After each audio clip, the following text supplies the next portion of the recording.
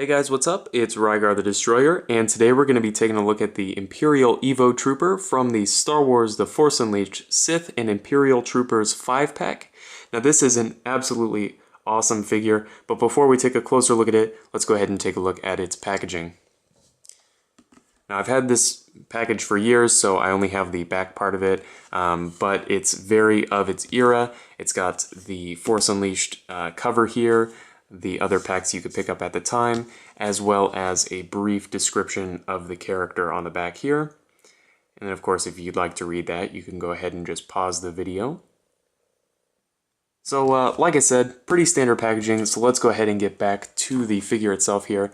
This EVO Trooper stands at a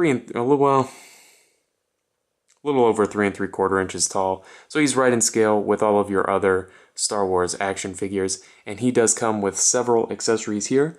The first one is his blaster, which is very nicely detailed. There's no paintwork or anything on it, like we've seen in the past with the other EVO Trooper. I believe that's from the Saga collection, but don't quote me, it's like 12 o'clock right now. But very nice nevertheless, very, very nice detail, and it fits in his hand and over his shoulder, which I really like. Next up is his removable thermal detonator pouch here.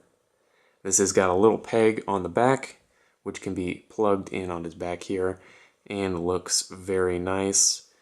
And then finally, he's got his backpack. Again, very nicely sculpted and detailed, and this just plugs into the peg hole on his back here, and it fits on there very snugly and won't fall off. Sometimes the thermal detonators will fall off, but for the most part they'll stay in there.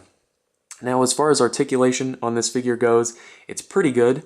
In his head he's got a ball peg here with a nice range of motion, and the tubes are removable, so you're not going to break them or anything when you pose the figure, and they won't get in the way of some more extreme posing, which is nice. He's got ball hinge shoulders with an excellent range, and they do swivel 360. Then he's got hinged elbows with a swivel.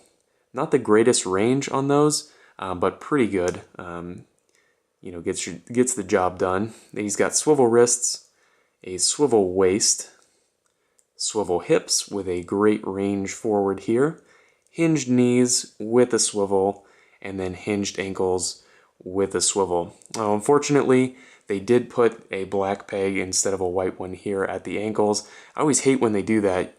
It's a simple thing that they could have done to just make the figure look that much better. But that being said, this is an awesome figure. I love the design, the articulation, really cool looking figure. And this one here is a different paint job, has a different paint job than the other release, which is cool to add some variation in that way. So I recommend this figure as well as the other figures that were released in this pack. So if you have any comments or questions, please leave them down in the comment section below, and I guess I'll see you later.